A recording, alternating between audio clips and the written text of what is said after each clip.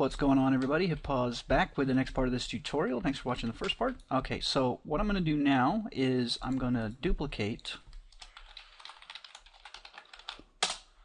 this function here, the cliff layer. Just copy here. Okay, and I'm going to hit F2 to rename it. And this is going to be the function grass layer. Okay, I'm going to pop this open. I'm actually going to undock. It's a little laggy while it's compiling in here, but after a while it'll show the stuff. Okay, so basically what I want to do is replace my textures. So we come here, grass D, come here, grass D, grass normal, and grass normal. Okay, so that's about all I need to do. As I get closer, it gets higher res. From a distance, it gets lower res, it gets larger. Okay, this texture, just let me be the first to admit, is total dog shit. This is a really old one that I had used in an old engine, but I figure I'll just use it for now. It does still show the technique, but whether or not this individual layer looks good enough is in the eye of the beholder. And if you think it does look good enough, you're crazy, because it looks like shit. And I know that, but I'm going to stick with it anyway. It does still blend, okay? But I just want to move on quickly, so I don't, again, get a better texture. You don't necessarily have to use grass or anything like that. So we are going to basically apply that, and then I'll save it. So let me close this down. That was the world aligned function. I don't want to make any changes there. There's my cliff layer, and now let's choose files to save here, and I'll just go ahead and save those two. Okay, and just for shizzles, actually you cannot apply a function as a material. Okay, so I need to actually create my material blend here. Alright, and again, I can officially now go and dupe that for all of these and just swap out the textures. But in this case, I'm just going to move on with the two layers, and then I'll do a third layer just to kind of summarize everything and get that working. So what we need now, this is going to be, I'm going to call this materials. Okay, and inside of here I'm going to create a new material, and this is going to be M. I'm going to call this I mean, this is where like you would basically make the material for your landscape. This is what's going to be on the landscape. So I'm going to call this landscape 1. Okay, I'll just keep it at that for now. Okay, so we jump in here. Let's go ahead and pop this up. Okay, so now what we can do, actually, let me just put this out to the side here real quick, because what I want to do is I want to go to my material function, and you can just drag it in. Okay, let's get our grass, and we'll drag that in. Okay, so as you can see, each one of these is going to be outputting a height map. Alright, so now what we need are actual parameters. Okay, so just hold 3 here and right click convert to parameter, and the name of this is going to be cliff large size. Okay, I'm going to put it in a group called texture sizes, okay, because I want this a little bit organized. And let's set the default value to what it was in the in our function, and we just throw that here. Okay, actually wrong one. Let's dupe this. This is going to be cliff small size. Okay, and that goes here. the ordering. I think the order was how the order that I added them. I'm not real sure. And now we hold S for a scalar parameter, and we're going to call this cliff blend distance. Okay, and we're going to go ahead and default that to 500. We'll stick that in there. So that's the controls for our cliff layer here, for the actual layer. So what I'm going to do now is dupe these guys. I'm going to rename this one to basically just grass, grass, grass. Okay, so large size, small size, blend distance. Okay, so I've got my two layers here. Now what this outputs is an actual result, which is actually a full material. This right here is a full material. What you can see here is that I am actually looking for the individual attributes of a full material to create a full material, but I don't want that. I just want it to receive a material, and that is right here. Use material attributes. Boom. Now I can actually plug this directly in. Okay, see that? That'll plug directly in. If I don't do that, I can't plug it into anything. What I would have to do would be to break the material attributes, okay, and then start hooking them up individually, which is a little bit more convoluted. But if at some point you wanted to say, hey, I want to blend all this crap together using whatever masking system that I'm going to have, but after that's all done, I want to add something on top of that. Say I want to control the roughness or the metallic or something, or the specular with a flow or a deposition or a wear map or something. You would need to interject that in between here, okay, in between these two here, which I've done in the past, but I don't. In this case, I'm not going to do that, so I'm going to just condense this down. Remember, right here, it took me forever to figure out how to do this. Boom, right there. Okay, so any one of these can be plugged in immediately. So if I just plug it in here and I hit apply, it might take a moment. Now I can actually, if I go to materials here, apply that to something, and it's probably got to compile. My FPS goes really low while it's doing this, figuring it all out. Let me just pause it. You can see that now it's done. As I get far away, okay, and as I come in, it starts to blend. I may have them swapped. I'll have to look when I get it on a larger object. Let's throw it on here. Totally seamless, by the way, because it's using a distance blend or a world align normals. Let's come in nice and slow. I feel like I might have that messed up. I think it's correct. Okay, but like I said, we can edit that later. So this is not a landscape, obviously. I just wanted to show you that that's how you can get actually the material here. Now what we want to do is we want to blend these things together, and we're going to use a slope mask. Now this can get kind of confusing in a sense. So just type in slope here, and you get slope mask. Okay. Now let's look at the defaults here real quick, because it's important. 0, 0, 1. That's the tangent normal. That is the normal that's coming off of each surface. Okay.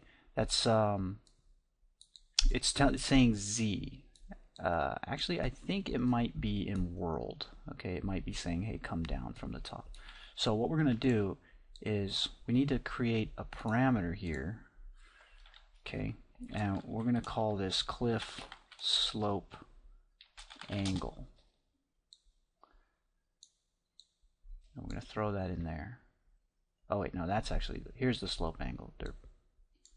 The tangent normal we leave. The tangent normal is basically coming straight off the edge. If you wanted to, you could throw like a global normal map in here, and it will help. It will actually also affect how things get blended. Okay. I'm going to add two scalar parameters here. and I'm going to call this cliff slope fall off. Okay, I'm just matching here. Okay, and this one is going to be called cliff slope power. Now I'll call that contrast. Okay. Now let's go ahead and preview this and let's see what it's doing. See how everything went black? See what's going on here now? The slope angle here of 1, right? Let's say like 0.5. Okay, gets a little bit darker. Fall off control here, the higher I make this, the more it pushes it up. You see that? Okay, contrast, going too far here can basically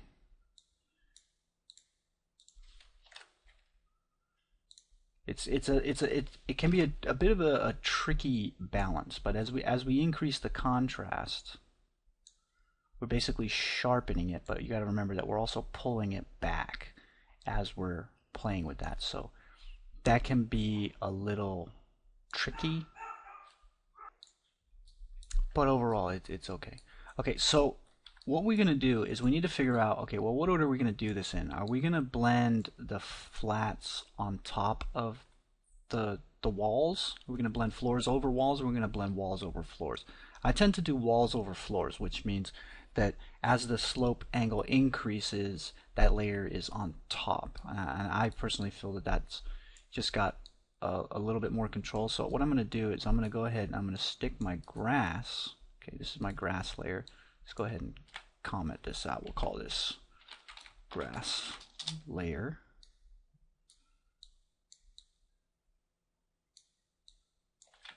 This is going to be cliff layer.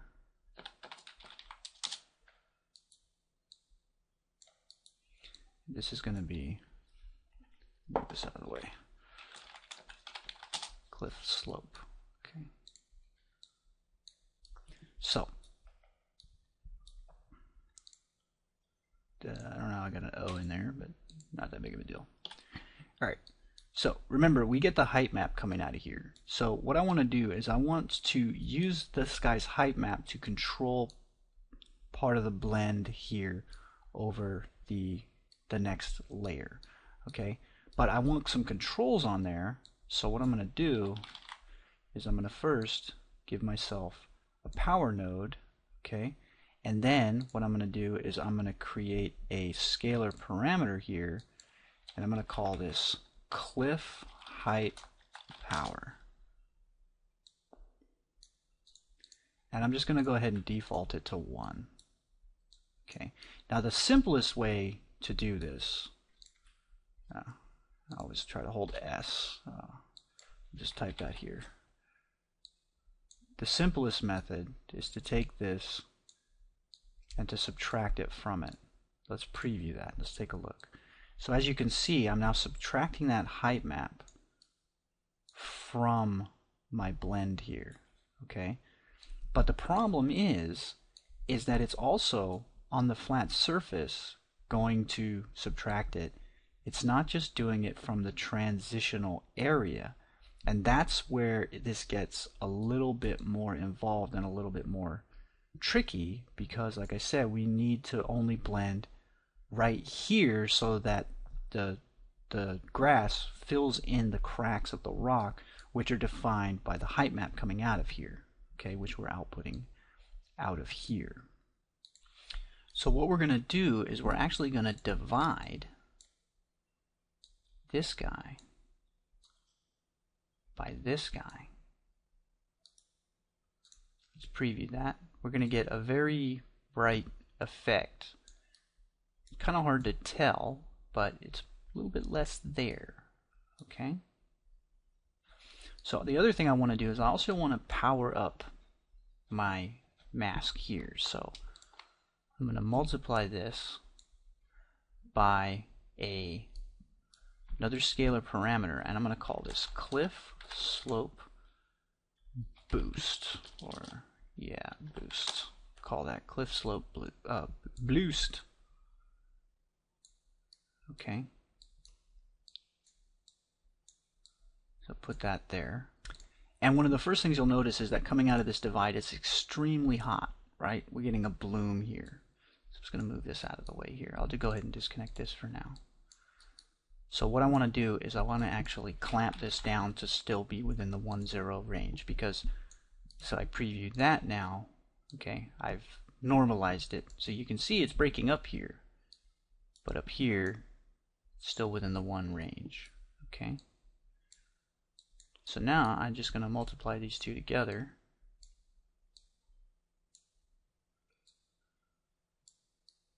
Okay, and officially, let's preview as we go. Okay, you can see I've gone totally black. But now what I want to do is I want to bring back my slope. Okay. And then let's it's going to be black for a moment while I'm still previewing there. Let's preview here. Now what I'm going to do here is I'm actually going to kick this boost up in my preview. So, okay, you can see that I'm totally blooming it out, okay, which means I need to clamp this guy. Okay, now you can see here, let's kick that up a little bit. No definite change here, but the thing is what you look at here is that I'm actually masking the top, which is flat, and this is my cliff, which should be on the side. So I need to 1 minus this guy. Okay, so I invert it, so this is where my cliff is going to be. Okay, and now what I'm going to do is I want to blend this over this. Now there's blends here for material. Okay, matte layer blends are over here, and let me pull this out just a little bit. There is one called simple, but if you I don't know if it's going to show the let's see, I'll just drag it out. Let's see if it shows the, yeah, blends all attributes of two materials except the normal. That is unacceptable. So we want to do a standard. So our top material is actually going to be our result from the cliff layer. Our base material is actually going to be the result of the grass material, and our alpha channel is going to be our new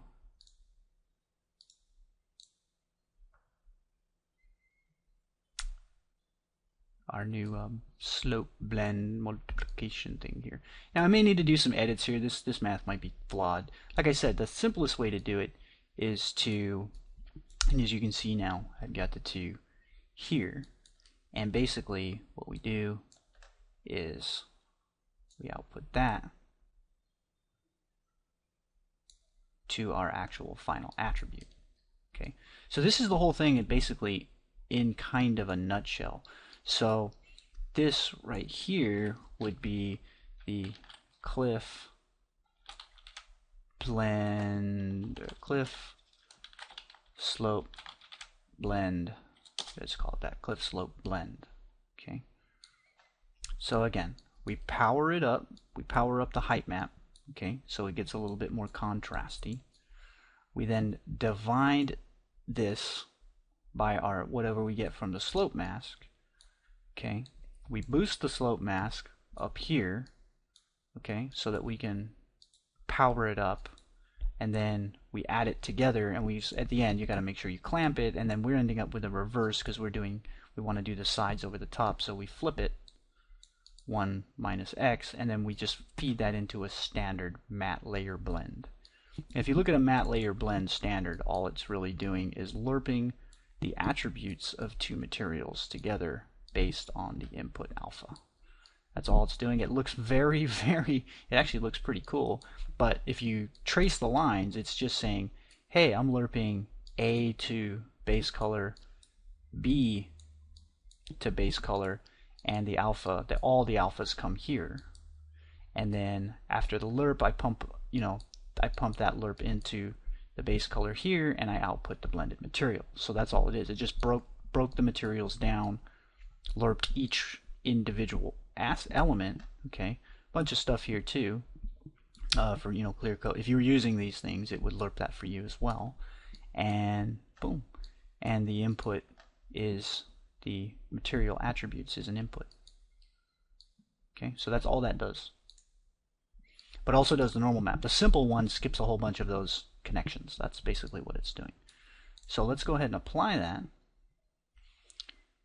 which may take a moment, so I'm going to pause. Okay, that's done.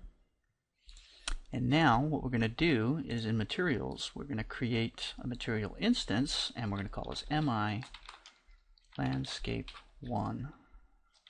And we'll just leave it. We'll leave it at that. MI Landscape1. And you can see already that we're now officially blending grass, okay, on top of rock. But like I said, we need to edit some. There's going to be some adjustments here, and you can tell based on the slope angle how it's actually lerping together. So when I pop this guy open, none of my controls are actually active yet. So let's go ahead and activate them. Let's take a look here at what we've got. Okay, I am using a hyper bad example. Okay, so before I go any further, let's bring in the landscape so we can work on that. So let's make a new level. We'll use default here so that we get lighting and a player start and all that stuff. Alright, the only thing I don't need is this guy. Alright, go to landscape. Yeah, let's see, can I drag this down? I'm very limited in space here. So we're going to import from file. The height map file should be 4.6 tutorials, content, tutorial landscape, height map here. And we automatically get a preview. Okay, but let's look at some of these things here. Number of components, they add one on you. Okay, so we're gonna go ahead and drop that down. And just as a note, if you are using a global mask, your texture size, I believe, is not the size of the texture. When you go, say, landscape coordinates, I believe that you need to make this the texture size. So I'm actually going to write that down. I know it's an easy number to remember, but just it probably is a good idea to just say, hey, this is my landscape texture, because the thing is that you can never get this back. Once you've actually done everything, see how when you hit fit to data, it automatically adds that extra component.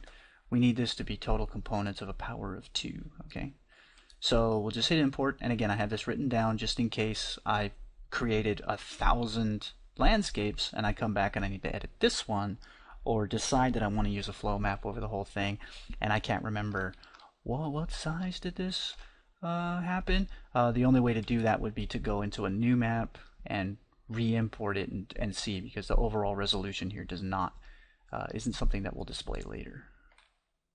At least as far as I've seen. Maybe they fixed that in 4.6. Okay, so here's that landscape, and you can see it looks pretty good. It's pretty much one for one. Okay, so let's go ahead and throw this guy on there. I may need to do it like this.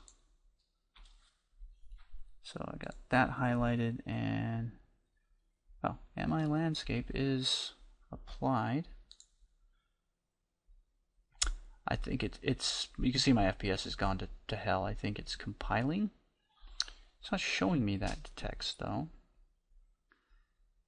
You can see each one of these things count, each component, which is a square here, counts as an actual separate object. It needs the lighting built. But what I tend to do while I'm working is turn all of that stuff off. So pretty much I just kind of got to wait, so I'm going to go ahead and pause. Okay, it finally figured its shit out. So what I want to do real quick let's go to Edit World Settings. That's here. Settings, World Settings. And I'm going to turn on. By the way, if any Epic guys watch this, please make it so that this can be persistent. I'm sick and tired of hitting that checkbox. Not that big of a deal, but I want to force no pre-computed lighting. Okay, and I want to take my light source here and I want to make that movable. Okay, that gets rid of all of that stuff. So I'm officially in dynamic lighting. Whether or not you want that, I tend to work this way, and then I can decide later. I can just make this stationary or static again and go ahead and turn back on pre-computed lighting. But I do need to build lighting, which should take half a second. Okay. Alright, so now you can see that it's applied and the slope is working. I got quite a bit of noise in the landscape and everything like that, but that's really just because I only made the landscape a very pretty low res texture here. But what we have are, let's go ahead and pop this down here, are some controls. Now the first thing I've noticed is that even at a good distance my rock tiling is terrible, so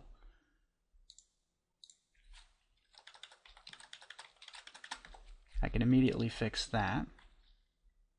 Okay, based on the size, and as I get closer, okay, you can see that it fades in the better resolution version. Okay, I have a terrible lighting here. I should probably add a skylight or something, but that is slightly beside the point. And also I feel like the grass is probably needs to be fixed up as well. Okay, that feels a little bit less tiley. You can see it in the distance here. You can see how tiled that is, so you can fix that however you feel. Okay, you want to fix that, and then as I come in closer and closer and closer, it will blend in the better looking grass. But again, don't forget, this grass is dog shit. You know, this is a terrible texture, so don't forget that. But you can see, like, if you look at this little peak right here, you can see that's the distance where it's just starting to blend in. Okay, so I may want to increase that distance, and that I have control here, grass blend distance. I can shoot that off into the distance. If you go to it kind of compiles the terrain as you do it, so as you can see, it should be, actually, is that, I think, do I need to make the distance closer or farther? I can't remember how I do that.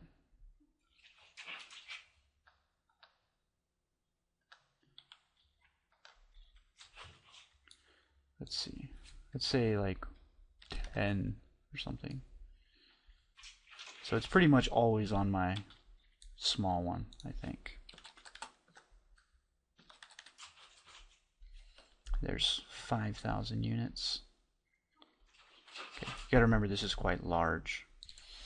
Okay, so again, it doesn't look great yet, but we do have some controls here, and again, we have kind of a slightly bad normal map. It looks very blobby, right?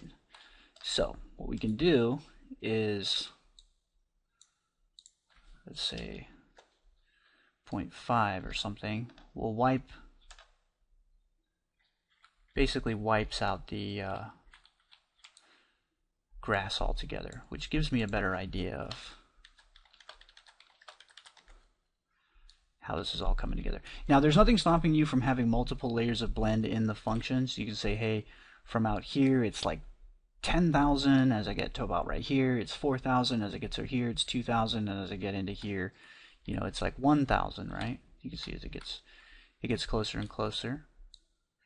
I may want to increase that distance, cliff blend distance. Okay, so 2,000 units away. And you can see there's like an aura around me of where that's blended in. Okay. And once all the layers are starting to, you know, all come together, a lot of this stuff gets masked out. Obviously, you'd have props, trees, and things like that blocking all of this stuff. I mean, we're looking at a very flat thing in the distance. It's very, very, very hard to avoid tiling in that case. But you could, like I said, multiply another much larger version over the top of everything if you wanted to. So, all right, let's see if we can get the grass to figure itself out. So start playing with this stuff.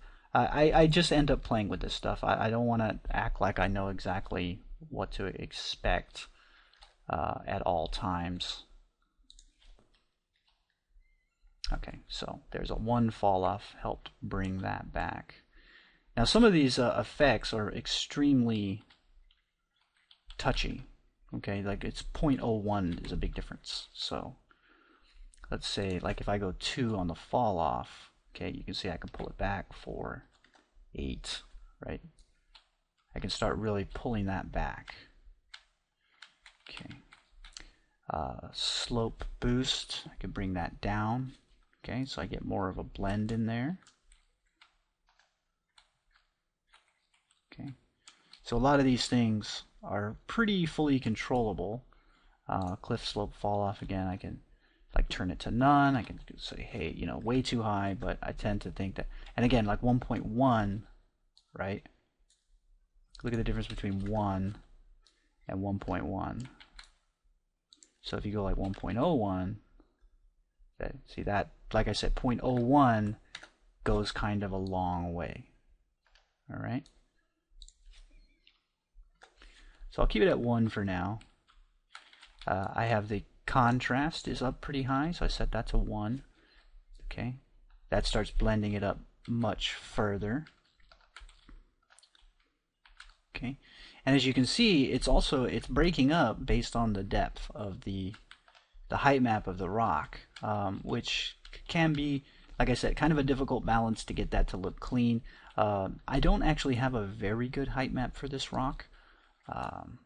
Let's see if I like boost that up a little bit. That probably would sharpen that, but if you go too far, it sharpens it to the point where the cavities are no longer in control.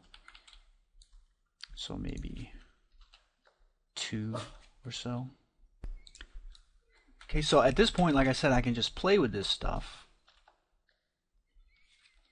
So slope boost basically makes it a little bit more contrasted. Okay.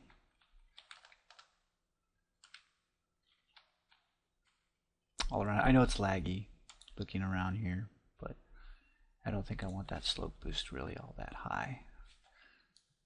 Maybe 2 there, because the other thing I want to avoid is spots where the rocks are popping through too much. So like if I go too high on here, like cliff height power, I basically pushed it to kind of 1, and I'm no longer have like really any actual effect from the cavity here. Okay, and again, like I showed in the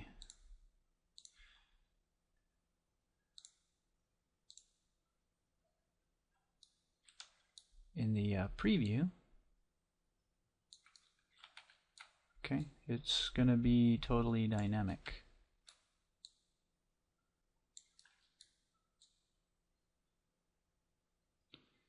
Right, and again, I've just got the 1 layer here blending, right? I got grass to rock, so as soon as I throw in dirt, you know, that'll break that up even further, give me an edge. You can also do grass to grassy rock, so we can go from dirt to grassy rock to rock. And then you just gotta kind of dial in all of those settings, keep playing with them. I do them kind of 1 layer at a time, and then you have it. So that's it in a nutshell. And like I said, there's it's not really all that hard, right? I mean, I don't think it's all that complicated. We're just using some of the functions that they've given us. The math has always been present. This can be done in UDK. You just gotta would have to break down those functions because they don't. I don't believe they provide, you know, like a slope blend function. But you can open it up here and recreated in UDK. Let's find the parent here. Let's pop that guy open, just in case you wanted to see that or need to see that. It's pretty simple.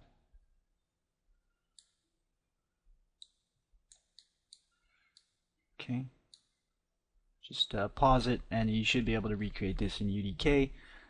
They have an input which you would need to basically create yourself. The tangent normal, right?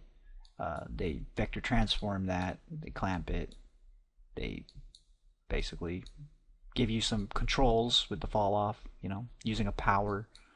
Cheap contrast, let's see, what does cheap contrast do? In case you need that, here it is. Okay, it starts there, goes to there, goes to there, including that input scalar. I want to try to get it in view so that you can see everything with the names, because I know that. Let's get rid of the stats. Okay, so we have a 0, subtract, append, lerp, clamp, mask R. Okay, mask R. We're using an input, which is just a scalar. Okay, they're adding that to 1. Got another input that's a scalar. Okay, so that's what they're doing for the cheap contrast, just in case you needed to see that. That's it. That's all it is. Okay, tangent normal, slope normal.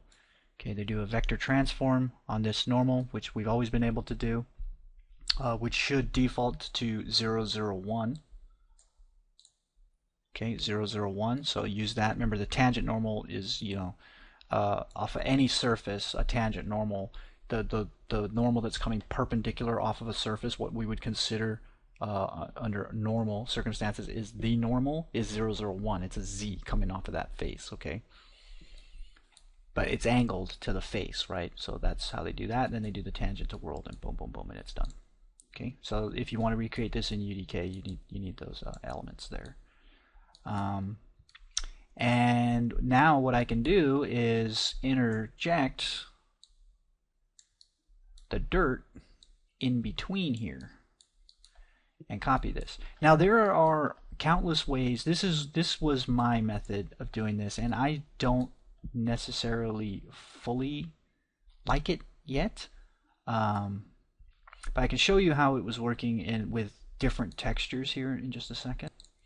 Okay, if you look here, this is exactly the same material setup, but as you can see, with different textures, with a more contrasted height map. Now the height map on this is basically there's white in these rocks, and as you can see, it helps them pop through. Not 100% or anything like that, because I have it dialed in that fashion, but in a lot of parts those rocks are what's poking through, so it's blending in between that. The cheaper method of doing it, again, this is actually a completely separate editor, by the way. This is still 4.6, but this is the preview build of 4.6 is what I've been using for my project. Okay, so this is another version of the same exact setup. Now if it felt like I was pausing and kind of coming back and going, okay, well now we do this, it's because yes, I was actually going back and looking at this each time I made a new step, because I don't want to change it and screw it up. I don't think there's anything wrong with that, right? It's not like I remember all this shit, you know? I developed it the first time just trying to figure it out. But again, the cheapest method, definitely the cheapest method, and let's see what we get. Maybe it'll actually be better. We'll see. Is to simply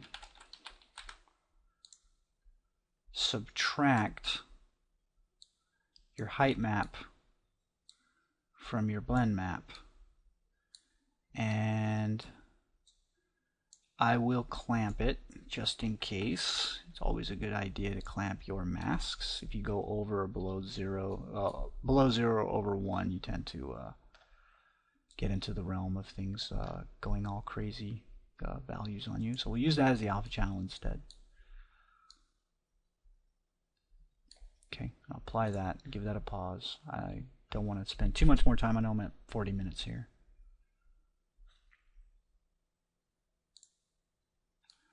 Okay, it's got a compile swap pause. Okay. So as you can see, that height map is poking through. But the reason I don't like this method is because it pokes through everywhere. So if I come back to my controls, I've wiped out quite a few of them. MI landscape 1. Let's try to show this here. So the cliff height power is going to have a pretty dramatic effect. Okay, as I increase that, I bring that cliff texture in much more, right? And as I change the, say, the cliff large size, let's go back down to 1,000. Okay, as you can see, it's coming in through that alpha channel, okay, because that alpha channel is being subtracted from everything. But what I don't like about this is that there's no real way to fully get rid of it. I don't want any, if I don't want any rock showing up here, this method is slightly flawed, right? I mean, I could boost the contrast or something, but it's still not going to do me really any good. Okay, and actually I got this friggin' thing backwards. I need to 1 minus. Actually, that's the real problem, right? I need to 1 minus this thing.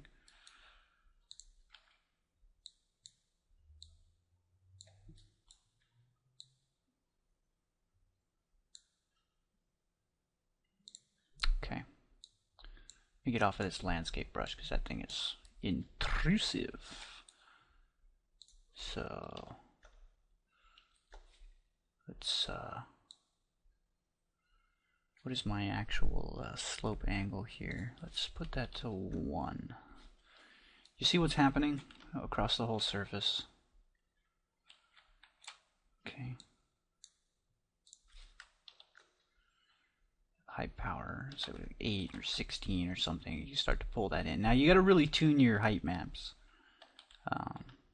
to get this to be really good. Like I would suggest quite a bit of contrast in those height maps.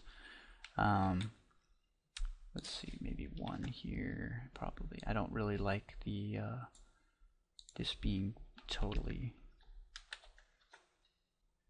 0.8, and then we'll throw up the contrast to like 8 or something. And then I should be able to bring this back down. So as you kind of walk it in through different values. Okay, that looks a little bit better. Okay. And now this is, like I said, the more traditional method. And you got to remember that it's doing it based off of the large size version of the rocks here. And the reason I do that is because when I get closer, I don't necessarily want grass to like magically appear. Now, if your texture wants to do that, then go ahead and throw that in your function that you also lerp your height alpha output. Okay. Now I just want to also mention that this is a completely inappropriate terrain for this this particular method, because this terrain is it works, but this is like supposed to be like a seabed, and I'm using, you know, kind of like a foresty type material layout. This looks a lot better when it's rock to mud to sand, or to dirt to sand to fine sand, you know, like I originally showed. This is that exact terrain, and like you notice that it was, you know, rock to sand, not rock to grass. But it doesn't matter which actual function you throw in there. I could make any one of them as I see fit, and it'll be perfectly fine. So that's it. I'm gonna go ahead and end this part here. In the next part, I will make a dirt layer, and let's see if we can't get that blending in. I will probably go ahead and revert to this method here. Okay, so I mean, you could actually also put like a switch parameter and say, hey, you know, do you want to use simple splatter or more complex splatter? And it can be kind of hard to tune. If you guys do have a better method for doing the splatter map, which shows because the point is you want to break up just the transitional period and sharpen that up. And again, if you look at my actual if you look at my texture for my cliff here, this height map here is really not that good. It really should be more contrasted, okay? Because, or either that or less contrasted. I need to show more detail in this, and that would help. And going a little bit closer to darks and stuff like that. So it's very dependent on your textures. So you try to want to get really, as good of textures as you possibly can. Okay, so my pug alarm went off. That was a pug signaling that I am over time. So thanks for watching. I will have a part 3, so stay tuned, and I'll see you guys soon.